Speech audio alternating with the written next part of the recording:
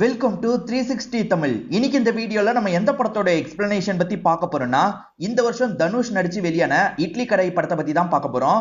தனுஷ் தான் இந்த படத்தை டைரக்டும் பண்ணியிருப்பாரு. தனுஷை தாண்டி அருண் விஜய், ஷாலினி பாண்டே, நித்யா மேனன் இவங்க எல்லாருமே முக்கியமான ரோல்லாம் பண்ணியிருப்பாங்க. கண்டிப்பா இந்த படம் உங்க எல்லாருக்குமே பிடிக்கும் நம்புறேன். இந்த படத்தோட பிளாட்டை பத்திலாம் சொல்ல தேவையில்லை, ஏறவரையே எல்லாருக்குமே இந்த படத்தோட பிளாட்டை பத்தி தெரிஞ்சிருக்கும். இது ஒரு பக்காவான ஃபீல் குட் படம்னு சொல்லாங்க. பார்க்கணும்னு நினைக்கிறவங்க ஃபுல் படத்தை பாருங்க. நெட்ஃபிளிக்ஸ்ல இந்த படம் அவைலபிளா இருக்கு. எக்ஸ்பிளனேஷனுக்குள்ள போறதுக்கு முன்னாடி வீடியோக்கு ஒரு லைக்கை போடுங்க. அதே மாதிரி வீடியோ பிடிச்சிருந்ததுன்னா ஐப்னு ஒரு ஆப்ஷன் இருக்கும், அதுவும் பண்ணுங்க. உங்களை மாதிரி பார்க்குற நிறைய பேர்கிட்ட இந்த வீடியோ கொண்டு போய் சேர்க்கப்படும்.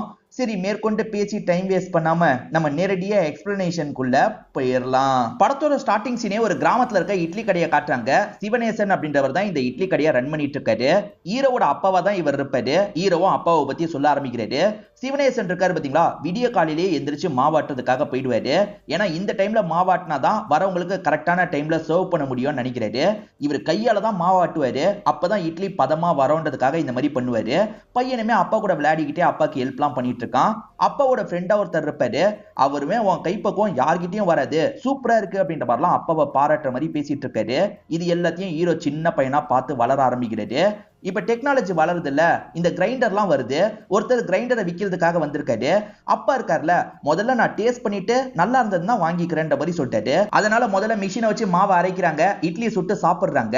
அப்பா கையால அரைக்கும் போது வர டேஸ்ட் வரலன்ற மாதிரி சொல்லிட்டாரு. அதனால இந்த மிஷின்லாம் வேணான்ற மாதிரி அனுப்பி வச்சிடுறாரு.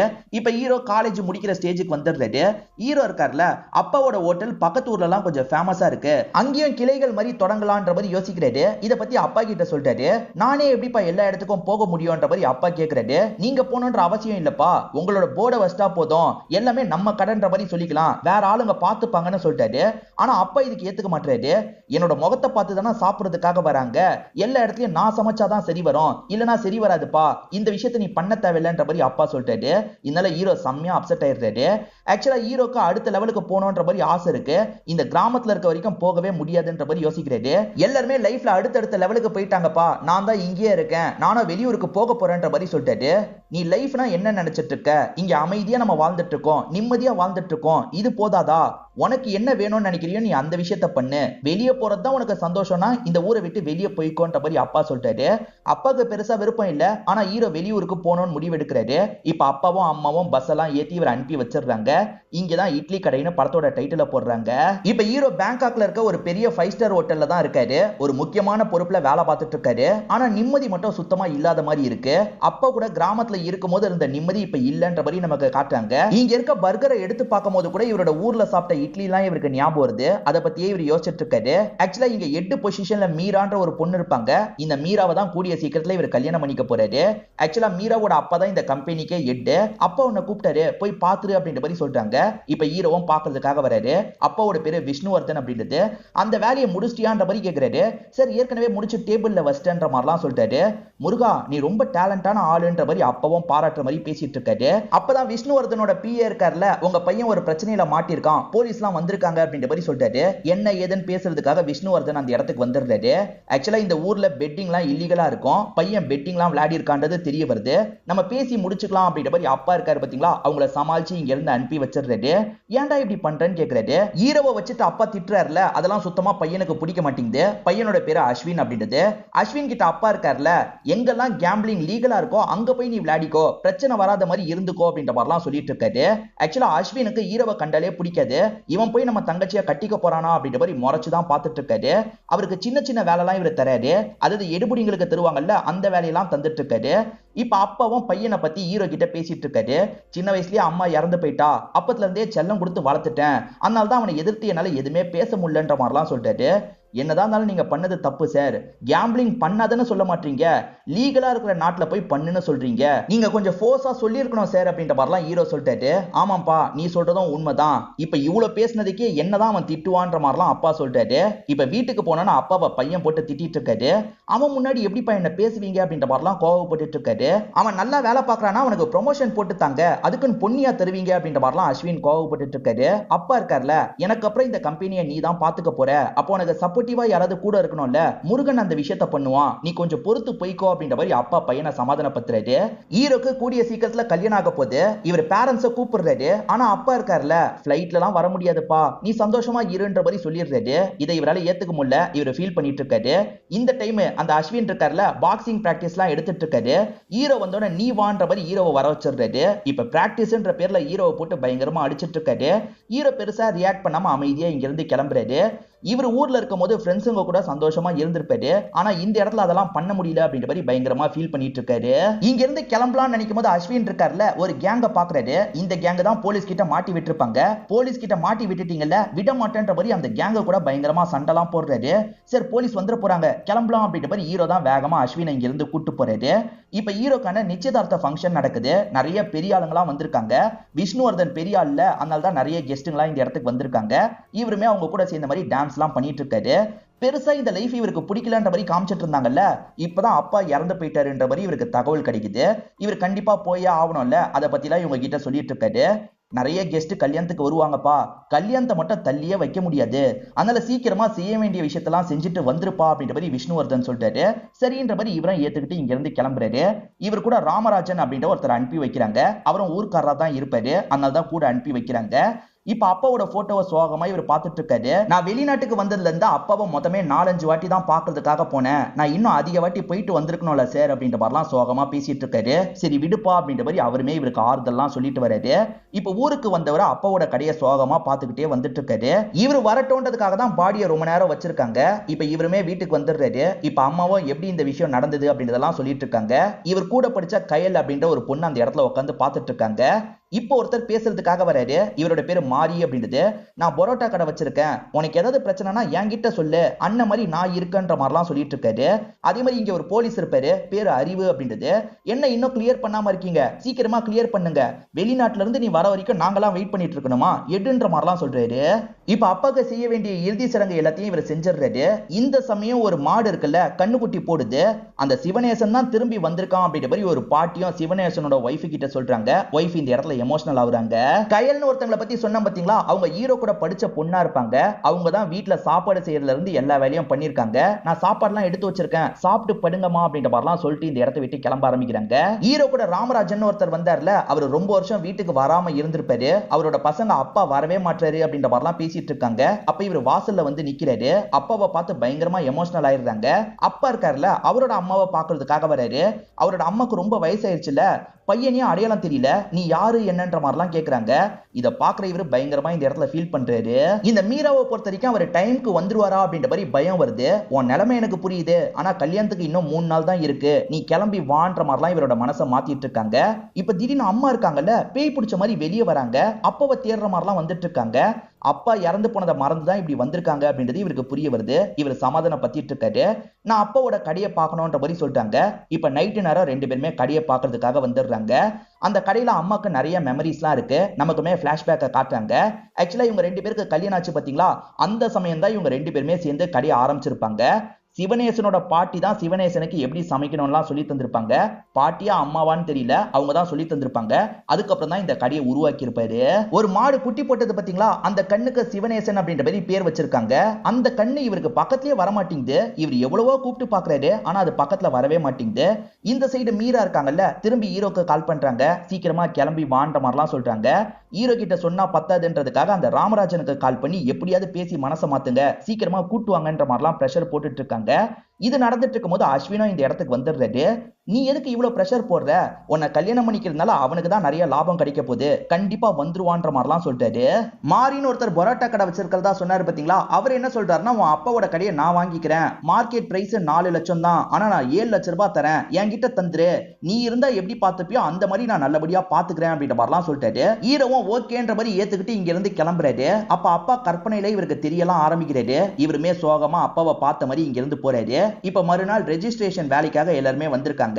அப்பாவை பார்த்த மாதிரி தோணுச்சுல்ல, அதனால கடையை தர எண்ணம் இவரை விட்டு போயிருது. அதனால இவருமே கடையை தரதுல விருப்பம் இல்ல, நானே அந்த கடையை நடத்தலாம்னு இருக்கன்ற மாதிரி சொல்லிட்டாரு. இதை கேட்கிற அவர் பயங்கரமா டென்ஷன் ஆயிடுறாரு. என்னடா மாத்தி மாத்தி பேசுறன்ற மாதிரி சட்டையை பிடிச்சிடுறாரு. அண்ணன் மாதிரின்னு சொல்லியிருப்பாரு, ஆனா காரியம் ஆகலன்னு தெரிஞ்சோன்னா சட்டையை பிடிச்சிடுறாரு. அப்ப கூட இருக்க ராமராஜன் இருக்காருல்ல, என்னங்க சட்டையில எல்லாம் கை வைக்கிறீங்க, முதல்ல விடுங்கன்ற மாதிரி ஹீரோவை இங்க இருந்து கூட்டு போயிடுறாரு. ஹீரோ கடையை வித்துட்டாரு அப்படின்ற மாதிரி கயல் யோசிக்கிறாங்க.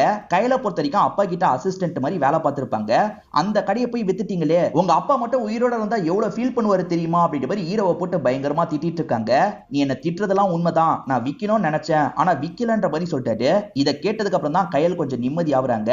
திட்டினதுக்கு என்ன மன்னிச்சிருங்க அப்படின்ற மாதிரிலாம் சொல்லிட்டு போறாங்க. கல்யாணத்துக்கு இன்னும் 2 நாள் தான் டைம் இருக்கு. இப்ப அப்பா பொண்ணு கிட்ட பேசுறதுக்காக வராரு.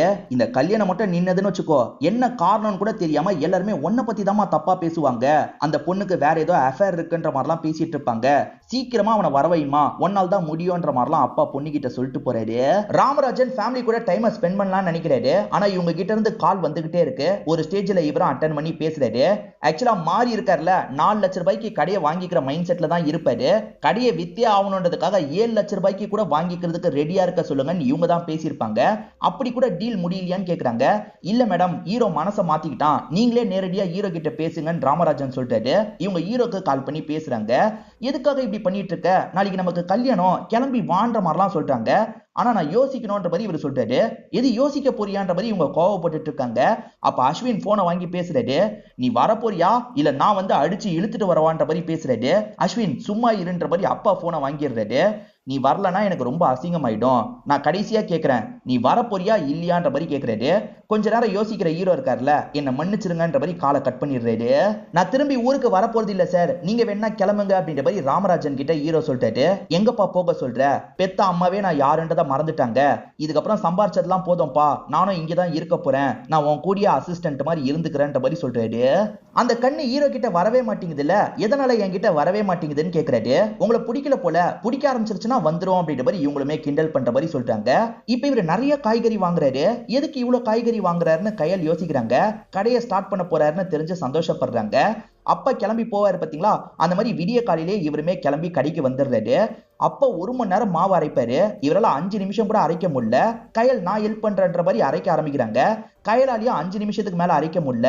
அப்ப அப்பா ரொம்ப கஷ்டப்பட்டு தான் அரைப்பாரு போலன்ற மாதிரிலாம் யோசிக்கிறாங்க. இப்ப சமையல்லாம் ரெடி பண்ணி அந்த பெரியவருக்கு பரிமாறுறாங்க. அதாவது அப்பாவோட ஃப்ரெண்டுக்கு பரிமாறுறாங்க. அப்பா செஞ்ச டேஸ்ட் வரலன்னு சொல்லிட்டாரு. எப்படியாவது அந்த டேஸ்ட்டை வர வைக்கணும்ன்ற மாதிரி இவங்க கஷ்டப்பட்டு ட்ரை பண்றாங்க. ஆனா அவர் அந்த டேஸ்ட் வரவே இல்லைன்னு சொல்லிட்டாரு. ஊர்க்காரங்களும் அந்த மாதிரி தான் பேசிக்கிறாங்க. இவன் பேசாம வெளிநாட்டுக்கே போயிடலான்ற மாதிரிலாம் பேசிட்டு இருக்காங்க. நமக்கு மாறின்னு ஒருத்தரை காட்டுவாங்கல்ல, யாருக்குரிய அவருக்கு 40 வயசு ஆயிருச்சு, இருந்தாலுமே அவர் கையில கல்யாணம் பண்ணிக்கணும்னு ஆசைப்படுறாரு. என்ன கட்டிக்கோ கட்டிக்கோன்ற மாதிரி அவங்களுக்கு தொல்லை கொடுத்துக்கிட்டே இருக்காரு. இப்ப ஹீரோவோட கடையில வந்து ஹீரோ கிட்டே பேசுறாரு. இந்த மாதிரி கடை நடத்துறதுலாம் சாதாரண விஷயம் இல்ல, இதனால தான் வாங்கிக்கிறேன்னு சொன்னேன், நீ தான் வீம்பு பண்ண, இப்ப கூட ஒன்னும் கெட்டு போல, என்கிட்ட தானே சொல்றாரு. ஆனா ஹீரோ ஏத்துக்க மாட்டாரு. ஹீரோவால சரியா சமைக்க முடியல, என் பையனால முடியல அப்படின்ற மாதிரி அப்பா கிட்ட பேசுற மாதிரி தனியா பேசிட்டு இருக்காரு. இப்ப நைட்டு தூங்கிட்டு இருக்கும் போது அப்பா பக்கத்துல உட்காந்து பேசுற மாதிரி இவருக்கு தோணுது. அதாவது இல்யூஷன் மாதிரி இவருக்கு ஏற்படுது. அப்பாவும் கண்டிப்பா உன்னால முடியும்ன்ற மாதிரிலாம் பேசிட்டு இருக்காரு. சட்டுன்னு இவர் கனவுல இருந்து முழிக்கும் போது பக்கத்துல அந்த கண்ணுக்குட்டி வந்து இவரை கொஞ்சிட்டு இருக்கு. பக்கத்துல வராத கண்ணுக்குட்டி வந்துருது. அப்பதான் வந்திருக்காரு அப்படின்ற மாதிரிலாம் இவரும் கண்ணுக்குட்டியை கட்டி பிடிக்கிறாரு. அப்பா எப்பவுமே காலையில பக்தியோட கிளம்புவாரு பாத்தீங்களா, அந்த மாதிரி நம்மளும் கிளம்பலான்ற மாதிரி இவரும் காலையில கிளம்பி வந்துடுறாரு. இப்ப இவருமே அரைக்க ஆரம்பிக்கிறாரு. அப்பா எப்படிலாம் பண்ணுவாரோ அதே மாதிரி இவரும் சமையல்லாம் பண்றாரு. இப்ப அந்த பெரியவர் சாப்பிடுறதுக்காக வராரு. சாப்பிட்ட பெரியவர் இருக்கார்ல, சிவனேசன் செஞ்சா எப்படி இருக்குமோ அதே மாதிரி இருக்குன்ற மாதிரி சொல்லிட்டாரு. அவ்வளவுதான், நம்ம சக்சஸ் பண்ணிட்டோன்ற மாதிரி ஹீரோ சந்தோஷப்படுறாரு. இப்ப கொஞ்சம் கொஞ்சம் ஆளுங்களா வர ஆரம்பிச்சிடுறாங்க. திடீர்னு பார்த்தா அந்த அஸ்வின் இருக்கார்ல, இந்த இடத்துக்கு வந்துடுறாரு. ஏண்டா இந்த கடையை நடத்துறதுக்காக தான் என்னோட தங்கச்சியை வெட்டியா, ஒழுங்கா என் கூட கிளம்பி வான்னு சொல்லிட்டாரு. இல்ல நான் வர முடியாதுன்ற மாதிரி ஹீரோ சொல்லிட்டாரு. ஆனா அவர் இருக்கார்ல, போர்ஸா கையை பிடிச்சி இழுக்கிறாரு. ஒரு ஸ்டேஜ்ல ஹீரோவை அடிக்க ஆரம்பிக்கிறாரு. ஹீரோக்கு கோவம் வருது, ஆனா கோவத்தை கண்ட்ரோல் பண்ணிக்கிறாரு. அஸ்வின் இருக்கார்ல, அப்பாவோட போர்டை உடைச்சிடுறாரு. அப்பாவோட பேரை எட்டி மிதிக்கிறதுக்காக அவர் வராருல, அது நடக்க கூடாது அப்படின்ற மாதிரி ஹீரோவும் தடுத்து சண்டை போடுறாரு. இப்ப மாத்தி மாத்தி 2 பேருமே சண்டை போடுறாங்க. ஹீரோ இருக்கார்ல, அஸ்வினை போட்டு செம்மையா அடிச்சிடுறாரு. அஸ்வினோட எலும்பெல்லாம் எலும்பெல்லாம் உடஞ்சி கீழே விழுந்துடுறாரு. அங்க இருக்க ஆளுங்க இருக்காங்கல்ல, ஹாஸ்பிட்டலுக்கு தூக்கிட்டு போலாம் அப்படின்ற மாதிரி வேகமா இங்க இருந்து தூக்கிட்டு போக ஆரம்பிக்கிறாங்க. இப்ப அசிஸ்டன்ட்டும் ஏன்பா இப்படி பண்ண, கொஞ்சம் பொறுத்திருக்கலாம்ல அப்படின்ற மாதிரிலாம் ஹீரோ கிட்ட சொல்லிட்டாரு. ஹீரோ ஒரு வேகத்துல அடிச்சிருப்பாரு. ஆனா ஹீரோவோட அப்பாவே சண்டைலாம் வேணாம், அகிம்சை வழியில தான் போகணுன்ற மாதிரி சொல்லி கொடுத்திருப்பாரு. அது ரிலேட்டடா ஒரு பிளாஷ்பேக்கை நமக்கு காட்டுறாங்க. ஆக்சுவலா ஊர்ல 2 பேருக்குள்ள சண்டை வரும், மாத்தி மாத்தி வெட்டிக்கலாம் போறாங்க. அப்பா இருக்காருல, வெட்டிக்கிறதுனால எதுவும் ஆக போறது இல்ல, 2 பேருமே பொறுத்து போங்க அப்படின்ற மாதிரி கஷ்டப்பட்டு அவங்கள சமாதான பத்தி வச்சிருப்பாரு. இவருக்கும் அதுதான் சொல்லி தந்திருப்பாரு.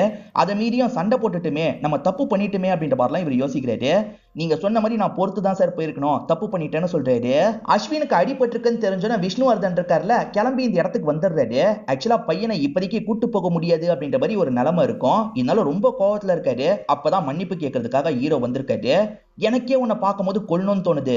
என் பையன் மட்டும் எந்திரிச்சு வந்தான், உன்னை என்ன பண்ணுவானே தெரியாது.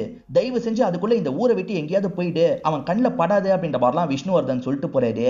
அந்த அஸ்வின் எப்ப என்ன பண்ணுவானே தெரியாதுப்பா, இங்க இருக்காது அப்படின்ற மாதிரி ராமராஜன் சொல்லிட்டாரு. ஆனா ஹீரோ இருக்காருல, எது வருதோ பாத்துக்கலாம் சார், பிரச்சனை இல்லை அப்படின்ற மாதிரிலாம் சொல்லிட்டு இருக்காரு. இப்ப கொஞ்சம் கொஞ்சமா அஸ்வின் இருக்காருல, தேடி வந்துட்டு இருக்காரு. தங்கச்சி தான் கூட இருந்து பாத்துக்கிறாங்க. தங்கச்சிக்கிட்டே இவர் ஒரு பொய்ய சொல்றாரு. நான் நார்மலா தான் கூப்பிட்டேன், அவன் அதுக்கே அடிச்சிட்டான்ற மாதிரி பொய்ய சொல்றாரு. ஹீரோவோட கடை டெவலப் பண்ணதுனால மாரியோட கடைக்கு யாருமே வரமாட்டாங்க. அதே மாதிரி கயல் ஹீரோ கூட க்ளோஸ் ஆயிட்டு இருக்காங்கல்ல, இதெல்லாம் மாரிக்கு பிடிக்க மாட்டேங்குது. அவங்கள பத்தி தப்பு தப்பா சொல்லணும்ன்ற மாதிரி யோசிக்கிறாரு. எப்ப பாரு 2 பேருமே ஜோடியா சுத்திட்டு இருக்காங்க, 2 பேருமே அப்படி இப்படி இருக்காங்கன்ற மாதிரி எல்லார்கிட்டயும் பத்த வச்சிட்டு இருக்காரு. சின்ன வயசுல இவங்க 2 பேருமே ஒன்னா படிச்சாங்க பாத்தீங்களா, அந்த வயசுலயே ஹீரோ இவங்களுக்கு ஒரு கிஃப்ட் தந்திருப்பாரு. அந்த கிஃப்ட் இன்னமும் நான் வச்சிருக்கேன்ற மாதிரி வெக்கப்பட்டுக்கிட்டே இவங்க காட்டுறாங்க. அதாவது கயலுக்கு இவரை பிடிச்சிருக்குன்றத வெளிப்படுத்துறாங்க. இவருக்குமே கயலை பிடிச்சிருக்கு. லைட்டா வெக்கப்பட்டு சிரிச்சிட்டு இருக்காரு. இப்ப நைட்டு நேரம் ஹீரோ வீட்டுக்கு வந்துட்டு இருக்காரு. யாரோ சுத்து போடுறது இவருக்கு தெரியுது. உடனே இவர் ராமராஜனுக்கு கால் பண்ணிட்டாரு. சுத்து போட்டது யாருன்னு பாத்தீங்கன்னா அஸ்வினும் ஆளுங்களும் தான். இப்ப ஆளுங்க இவரை லாக் பண்றாங்க. அஸ்வின் போட்டு பயங்கரமா அடிக்கிறாரு. ஹீரோ திரும்பி அடிக்கணும்னா அடிக்கலாம், ஆனா ஹீரோ அகிம்சைய ஃபாலோ பண்ணணும்னு நினைக்கிறாரு. அதனால அஸ்வின் கிட்ட அடி வாங்கிடுறாரு. இப்பயாவது நீ நிம்மதியா இருக்கியா, கிளம்புன்ற மாதிரி சொல்லிட்டாரு. என்னமோ நீ என்ன அடிக்க விட்ட மாதிரி பேசுற, நான் போக மாட்டேன்டா, உன்னையும் தூக்கிட்டு தான் போவேன்ற மாதிரி அஸ்வின் இங்க இருந்து தூக்கிட்டு போக ஆரம்பிக்கிறாரு. அப்பதான் ராமராஜன் இந்த இடத்துக்கு வந்திருப்பாரு. இவங்க தான் தூக்கிட்டு போறாங்கன்றத தெரிஞ்சுக்கிட்டு ஊர்க்காரங்க கிட்ட சொல்றாரு. அஸ்வின் அடிச்சிருக்கிறத அப்பா பாக்குறாரு. அதான் அடிச்சிட்டல, அவனை விட்டுன்ற மாதிரி சொல்லிட்டாரு. நான் அவனை அடிக்கலப்பா, அவன் என்ன அடிக்க விட்டான். இந்த மாதிரி அவன் பிச்சை போடுறது எனக்கு தேவையில்லை, அவனை வேற ஏதாவது பண்ணணும். இந்த கன்னை வச்சு ஷூட் பண்ண போறேன்னு ஷூட் பண்றதுக்காக போறாரு. அப்பா வேணா வேணான்னு தடுக்கிறாரு. அதை மீறி அவர் ஷூட் பண்ணதுல ஹீரோ மேல புல்லட் பட்டுது. ஹீரோ பொத்துன்னு கீழே விழுந்துடுறாரு. ஹீரோ செத்து போயிட்டாரு அப்படின்றது உங்களுக்கு தெரியுது. டிஸ்போஸ் பண்ணுங்கன்ற மாதிரிலாம் விஷ்ணுவர்தன் சொல்றாரு. ஆளுங்களுமே தூக்கி ஒரு இடத்துல போட்டுடுறாங்க.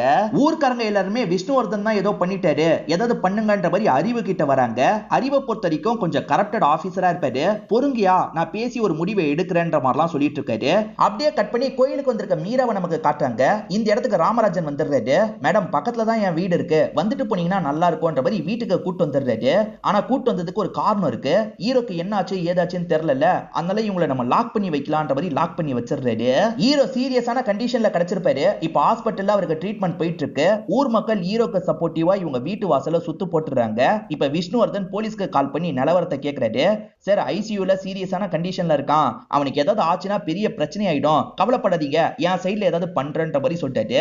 இப்ப நேரடியா பேசுறதுக்காக இந்த இடத்துக்கு கிளம்பி வந்துடுறாரு. இங்க இருக்க மக்களை மீறி உங்களால கிளம்ப முடியாது, நான் முடிஞ்ச அளவுக்கு பேசி சமாதானப்படுத்துறதுக்கு ட்ரை பண்றேன் அப்படின்ற மாதிரி அறிவு வெளியே வந்து மக்கள் கிட்ட பேசுறாரு. இதுக்கும் விஷ்ணுவர்தனுக்கும் சம்பந்தம் இல்லைன்னு சொல்றாரு. ஆனா மக்கள் ஏத்துக்க மாட்டாங்க. அதை முழிக்கிற ஹீரோ சொல்லட்டும், ஹீரோக்கு மட்டும் ஏதாவது ஆச்சு, நாங்க சும்மா இருக்க மாட்டோம் அப்படின்ற மாதிரிலாம் சொல்றாங்க.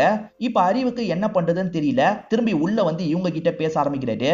சார் மக்கள் எல்லாருமே கொதிப்பு நிலையில இருக்காங்க, எப்படியாவது நான் உங்களை கண்ட்ரோல் பண்றதுக்கு ட்ரை பண்றேன், உங்களை எப்படியாவது அனுப்பி வச்சிடறேன்ற மாதிரிலாம் சொல்றாரு. மீராக்கு ஒண்ணுமே தெரியல. எதுக்காக லாக் பண்ணி வச்சிருக்கீங்கன்னு கேக்குறாங்க. உனக்கு உண்மையிலேயே தெரியாதா, உன் அண்ணன் இருக்கான்ல ஹீரோவை ஷூட் பண்ணிருக்கான் அப்படின்ற மாதிரிலாம் இவர் சொல்லிட்டு இருக்காரு. மக்கள் எல்லாருமே போராட்டம் பண்ணிட்டு இருக்காங்கல்ல, அப்பதான் ஹீரோ கண் முழிச்சிட்டாரு அப்படின்ற மாதிரி தகவல் கிடைக்குது. அப்ப அறிவு இருக்காருல, ஊர் தலைவரை மட்டும் வண்டியில ஏற சொல்லிட்டாரு. ஊர் தலைவர் சொன்னா எல்லாருமே ஏத்துப்பீங்களே அப்படின்னு கேக்குறாரு. எல்லாருமே ஏத்து போன்ற மாதிரி சொல்லிட்டாங்க. இப்ப ஊர் தலைவரை ஏற வச்சவர் என்ன பண்றாருன்னா, ஊர் தலைவரை மிரட்டுற மாதிரி பேசுறாரு. அங்க அவன் என்ன சொன்னாலும் சரி, மக்கள் கிட்ட விஷ்ணுவர்தனுக்கும் இதுக்கும் சம்பந்தம் இல்லைன்னு தான் நீங்க சொல்லணும் அப்படின்ற மாதிரி மிரட்டி தான் இங்க இருந்து கூட்டு போறாரு. இப்ப முடிச்ச ஹீரோவை நமக்கு காட்டுறாங்க. ஹீரோ முடிச்சதை பத்தி நர்ஸு கிட்ட சொல்லலான்ற மாதிரி ஹீரோயின் கிளம்புறாங்க. நீ எங்கேயும் போக தேவையில்ல, என் பக்கத்திலேயே உட்காருன்ற மாதிரி உட்கார வச்சிடுறாரு. இப்பதான் இந்த இடத்துக்கு அறிவும் ஊர் தலைவரும் வந்திருக்காங்க. உன்னை விஷ்ணுவர்தன் தான் ஷூட் பண்ணிட்டாருன்ற மாதிரி எல்லாருமே பிரச்சனை பண்ணிட்டு இருக்காங்க, நீ தான் நடந்த விஷயத்த சொல்லணும்ன்ற மாதிரி கேக்குறாரு. இல்ல சார் அவங்க பண்ணலன்னு சொல்லிட்டாரு. ஊர் தலைவர் தைரியமா சொல்லுன்னு கேக்குறாரு. நான் தைரியமா தான் சொல்றேன், அவங்க இந்த விஷயத்த பண்ணலன்ற மாதிரி சொல்லிட்டாரு. அவங்கள பகச்சுக்க வேணான்றதுக்காக ஹீரோ இப்படி பண்றாரு போலன்னு அறிவு நினைக்கிறாரு. நீ பொழைச்சுப்ப அப்படின்ற மாதிரிலாம் சொல்லிட்டு இங்க இருந்து கிளம்புறாரு. இப்ப ஊர் தலைவர் மக்கள் கிட்ட இந்த விஷயத்த சொல்லிட்டாரு. அது மூலியமா மக்கள் இருக்காங்கல்ல, சரி கிளம்பலான்ற மாதிரி கலைஞ்சு போயிடுறாங்க. சார் உங்களுக்கும் இதுக்கும் சம்பந்தம் இல்லைன்ற மாதிரி முருகன் சொல்லிட்டான்ற மாதிரி அறிவு சொல்லிட்டாரு. முருகன் அப்படியா சொன்னான்ற மாதிரி இவங்க ஆச்சரியப்படுறாங்க. சார் அப்ப நீங்க தான் உண்மையிலேயே பண்ணீங்களா? எது எப்படியோ சார், முருகன் உங்களை காட்டி கொடுக்கல, சரி என்ன பார்த்து கவனிச்சிருங்க அப்படின்ற மாதிரி இங்க இருந்து அறிவு கிளம்புறாரு. இப்பதான் பொண்ணு இந்த இடத்துக்கு வராங்க. என்ன ராமராஜன் லாக் பண்ணி வச்சிருந்தாரு, இப்பதான் விட்டாரு, அவர் என்னென்னமோ சொல்றாரு, அதெல்லாம் உண்மையான்ற மாதிரி கேக்குறாங்க. அதெல்லாம் உண்மை கிடையாதுமா அப்படின்ற மாதிரி அப்பா சொல்லிட்டாரு. அப்பா ப்ளீஸ் பா உண்மையை சொல்லுங்கன்னு கேக்குறாங்க. அப்பா சொன்னா நம்ப மாட்டியா, அந்த மாதிரிலாம் எதுவுமே கிடையாது, அவனுக்கு அடிபட்டதுக்கு நாங்க காரணம் இல்லைன்ற மாதிரி சொல்லிட்டாரு. சரின்ற மாதிரி பொண்ணுமே இந்த இடத்துல ஏத்துக்கிறாங்க. இப்பயாவது ஊருக்கு கிளம்பலாம் அஸ்வின் அப்படின்ற மாதிரி அப்பா சொல்லிட்டாரு. இப்ப கூட அவன் என்ன அசிங்கப்படுத்துறதுக்காக தான் என்னோட பேரை கூட சொல்லாம இருந்திருக்கான், அவனை பழி வாங்கிட்டு தான் நான் இந்த ஊரை விட்டு வருவேன், அது வரைக்கும் இந்த ஊர்ல தான் நான் இருப்பேன்ற மாதிரி கோவமா சொல்றாரு. இப்ப ஹீரோ ஹாஸ்பிட்டல்ல இருந்து தேடி வந்துடுறாருல, ஊர் மக்கள் எல்லாருமே சேர்ந்த மாதிரி ஆராத்தி எல்லாம் எடுக்கிறாங்க. ஊர் மக்கள் எல்லாருமே வந்து நிக்கிறத பார்த்து இவர் சந்தோஷப்படுறாரு. இப்ப கைத்தாங்களா கையல் இருக்காங்கல்ல, வீட்டுக்கு கூட்டு வந்து உட்கார வைக்கிறாங்க.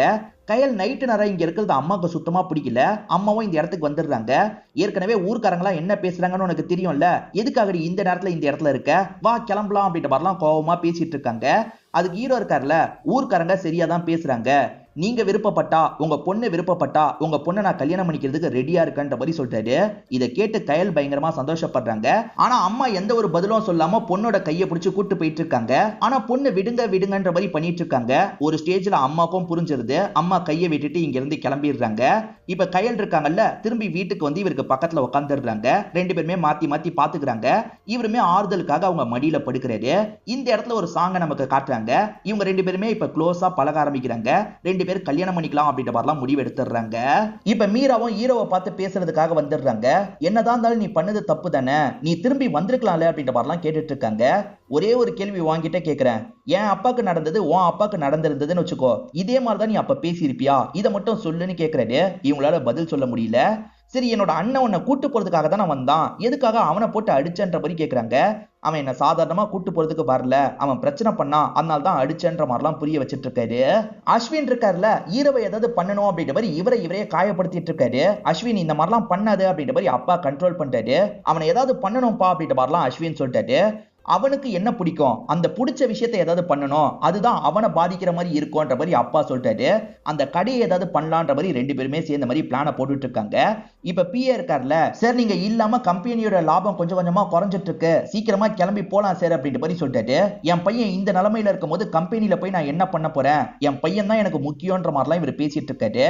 பையனை 4 அடி அடிச்சு திருத்தாம இவர் பாட்டுக்கு ஃபீல் பண்ணிட்டு இருக்காரு அப்படின்ற மாதிரிலாம் பிஏ புலம்பிக்கிட்டே கிளம்புறாரு. இவங்களுமே அறிவை கூப்பிட்டு ஏதாவது பண்ணுங்கன்ற மாதிரி சொல்றாங்க. சார் அந்த மாதிரி கடைக்கெல்லாம் பேப்பர் இருக்காது சார், அதை வச்சு நான் ஏதாவது பண்ணி கடையை தூக்கிடுறேன் அப்படின்ற மாதிரிலாம் சொல்லிட்டாரு. சீக்கிரமா அதை பண்ணுன்ற மாதிரி இவங்க அறிவுக்கு காசெல்லாம் தந்துட்டு இருக்காங்க.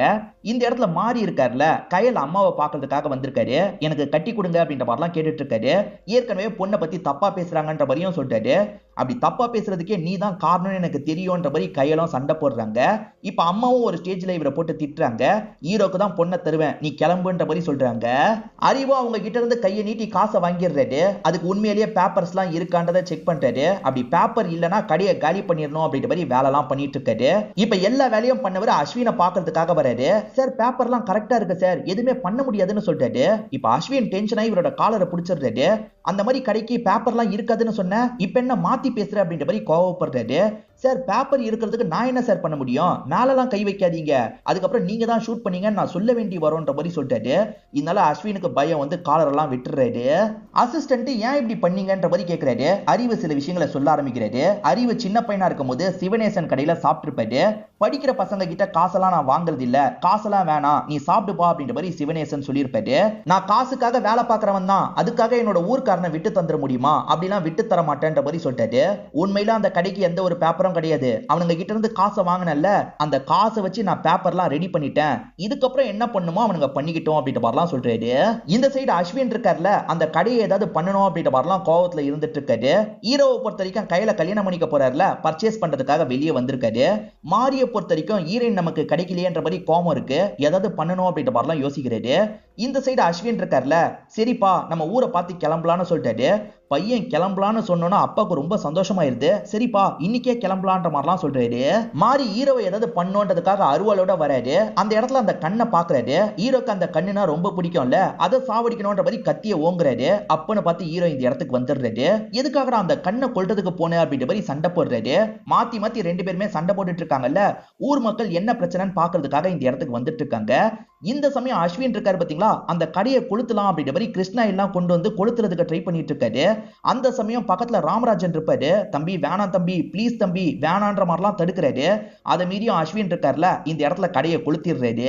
மாரிக்கும் ஹீரோக்கும் சண்டை நடக்கும் போது ஹீரோ கிட்ட அருவாள் கிடைச்சிருது. அதை வச்சு வெட்டுற மாதிரி ஓங்குறாரு. ஆனா வெட்டாம நிறுத்திடுறாரு. இப்ப சோகமா பேச ஆரம்பிக்கிறாரு. அந்த அஸ்வின் தான் வெளியூர்காரன், என்னை எதிர்க்கிறான்னு பார்த்தா உள்ளூர்ல இருந்து நீயும் எதிர்க்கிற, ரெண்டு பேருமே எதிர்த்தா நான் எங்க தாயா போறது, இந்த ஊரை விட்டு நான் போனா நிம்மதி ஆயிடுவியா, அந்த கடையை வாங்கிட்ட தந்தா நிம்மதி ஆயிடுவியா அப்படின்ற மாதிரிலாம் விரக்தியா கேட்கிறாரு.